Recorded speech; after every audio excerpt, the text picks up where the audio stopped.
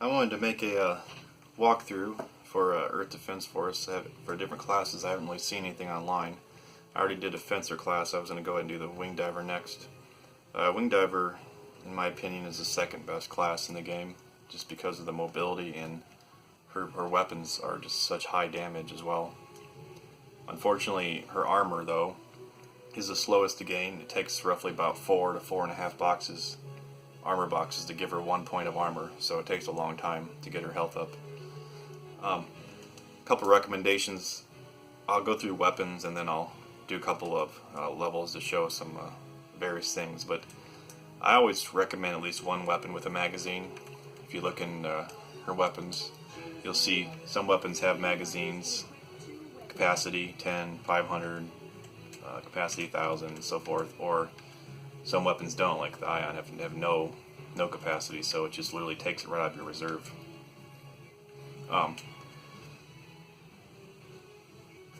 As far as the short range weapons, the rapier by far is, in my opinion, probably the best weapon she has.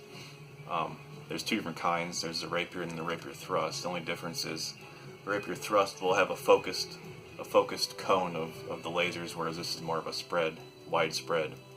They're close range though, so usually you're going to be close and putting all of the lasers into the target, but it's easier to use the thrust to attack, all your damage into one target.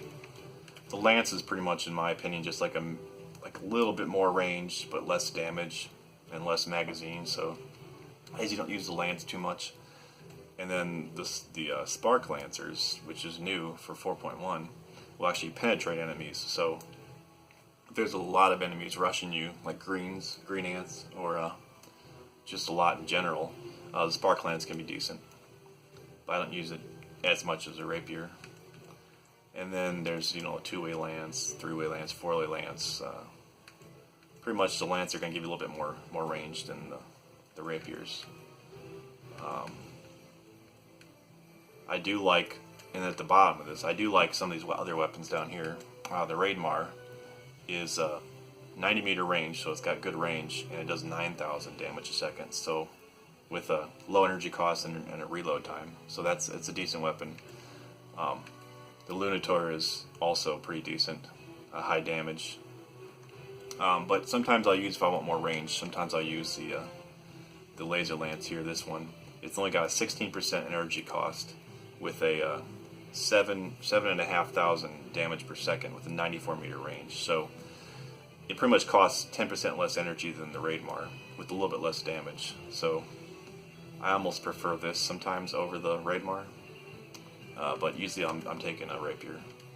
The mid-range lasers are pretty much like her machine gun. They have a large capacity and a mid-range, 120 meters, 180 meters.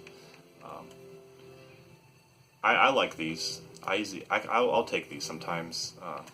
I do like the SIG laser sometimes over the Idun because of the energy cost is a lot less, 18%.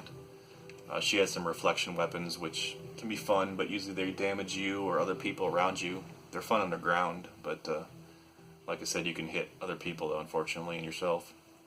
And then the reflection laser, which is high damage, quite a bit high damage, but once again, it can damage yourself. So sometimes it's useful, but most of the time it's not. This is usually the second weapon you'll take with the rapier. There's the Idun and the Thunderbow.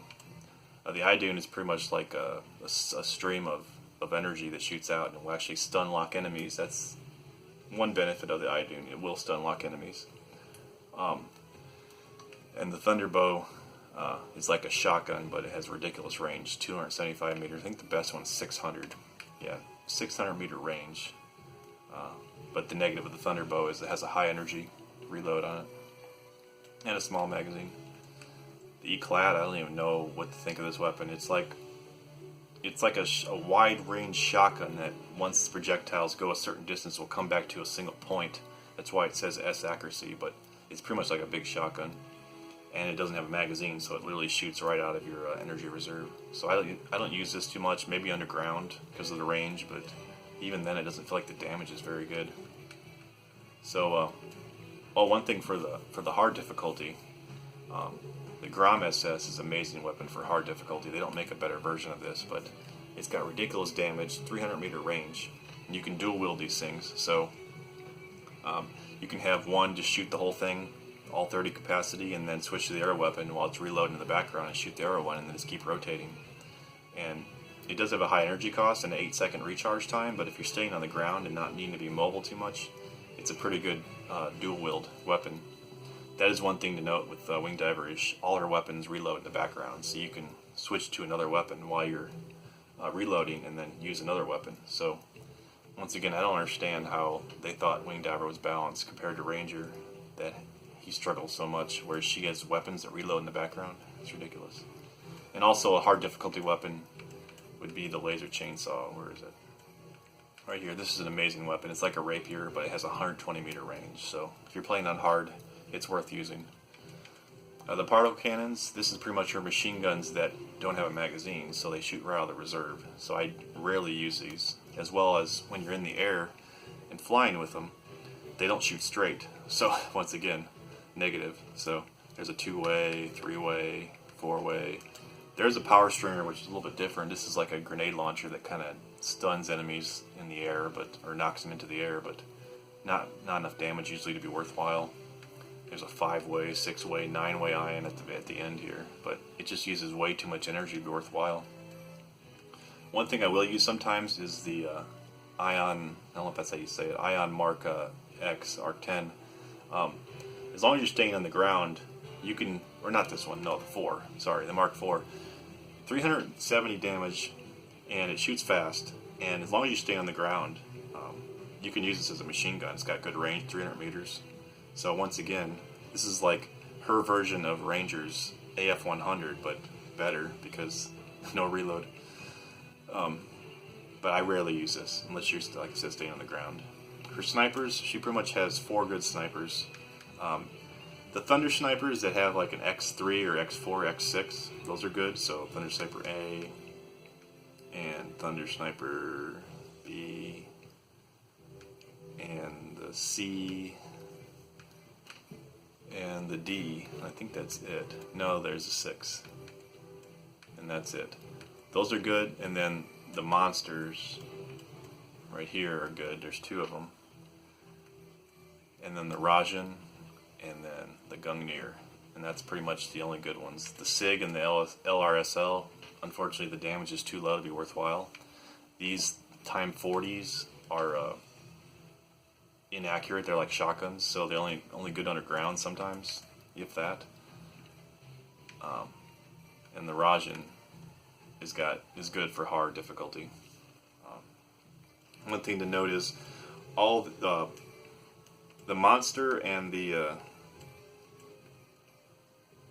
LRSL are the only snipers that don't bounce. So one thing to be careful with is if you're using like a Rajan or a Thunder Sniper, just make sure that it will sometimes pull the whole level. So if it bounces, it'll bounce, so it'll bounce off an enemy and it might pull all the enemies in the background. So if you're not trying to pull the whole map, don't use a Thunder Sniper or a Gungnir even. The monster is usually the better way to go. But the monster, one thing to know about the monster is as long as you have full energy, 100% energy, it'll do 3 times the damage. So see, it shows that energy cost is 39%. So if you're 100% energy, it'll shoot 3 beams instead of 1. You'll even see a visual representation of 3 beams. So it'll be 18,000 damage. And same with this monster up here. This will be 1,500 damage as long as you're full energy. So the monster, I think, is the best sniper rifle in my opinion. The Gungnir does 150,000 damage, but it makes you overheat 8 times. So you can almost do that same amount of damage by shooting 8 monsters. It just depends if you need a high burst damage right up front, then use the Gungnir. But if you need to be mobile, then use the Monster S. Her grenade rocket launchers, I don't use them too much. They're okay. The notable ones are there's like single shot, double shot, triple shot, stuff like that. Usually it's just a matter of energy cost. With her, you don't want to be overheating, so I prefer weapons with magazines than I do with just to shoot right out of the energy reserve. She has some grenades, but those are usually pretty bad. The charge time is too long and they throw really slow. She has a plasma fall, which is a lot of damage but a lot of energy cost, so those can be useful sometimes. But usually she has a good grenade launcher that has low energy cost and a decent blast radius, and this is the best one. But 15% energy cost, 3,500 damage, and the blast radius of 2,500. So this could be very useful. And uses a couple versions of that. Like this one, 14% damage, or 14% energy cost, 9% energy cost. I usually pick the low energy cost ones. Her homing weapons aren't too good. The Geist it seems good, but the projectile shoots so slow that by the time it gets to the enemy, either it misses or hits you or hits someone or something. It just doesn't work too well unless you're shooting hectors with it. The Mirages are decent, but their damage is so low that it's hard to be useful. Maybe on Wasp levels, but I rarely use them.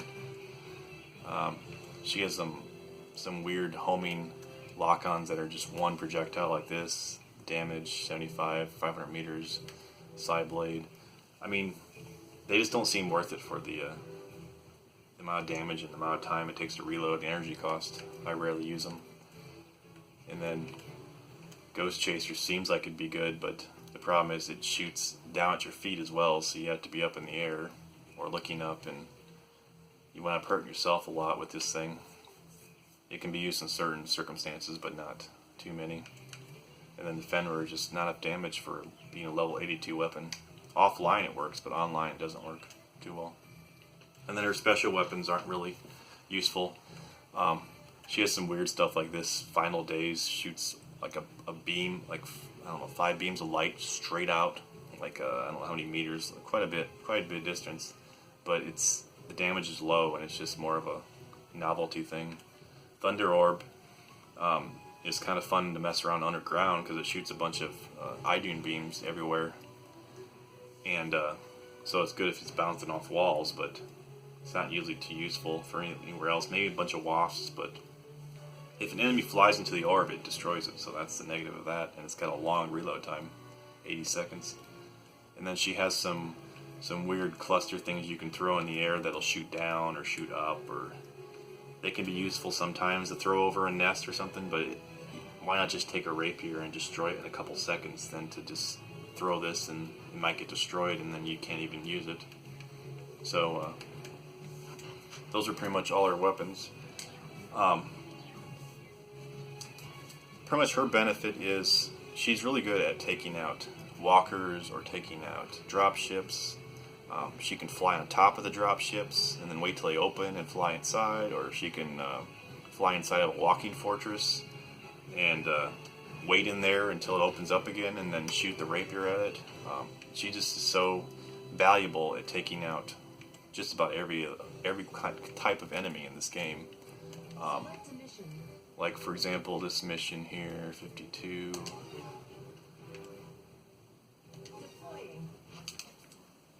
She can destroy dropships so fast, even on Inferno. This is on Inferno online mode, so it's 4 times the difficulty by myself.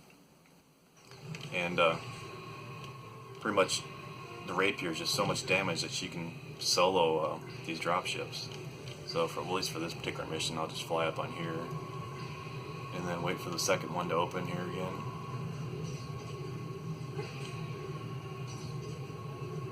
Get some energy back. Alright, and fly in here. See how fast this takes us out. Like I said, this is on 4x difficulty because I'm online by myself. Look at that, that's ridiculous. How many seconds that was. And I still have 600 meters, or 600 rounds left in my magazine. So I can fly into this next ship, take it out. I feel like they should have gave Ranger her weapons because he needs more damage since he's so limited in mobility.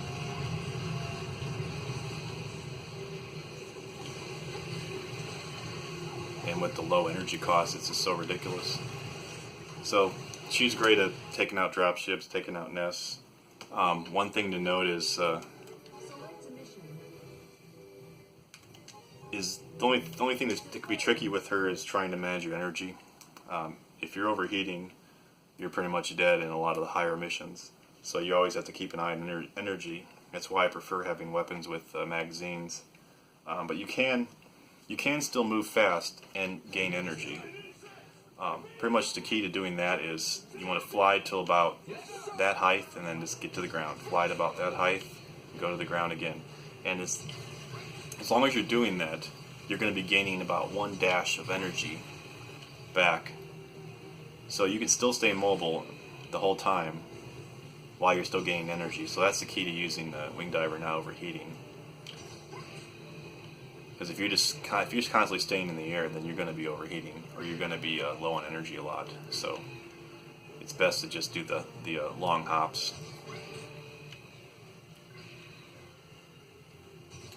And there's really not too much to show with her. My main setup usually I take is a rapier, and then if I need to snipe, I'll take a sniper or thunderbow if I'm dealing with decent range enemies. But a lot of people will take master rapier idun, but I just don't care for the energy cost. 55%. You can do it, but I prefer sometimes taking the sig laser instead because the energy cost is so much less. But the damage is about half, I think, somewhere around there. But that's pretty much it for Wing Diver. Thanks for watching. I'm probably going to do Air Raider next.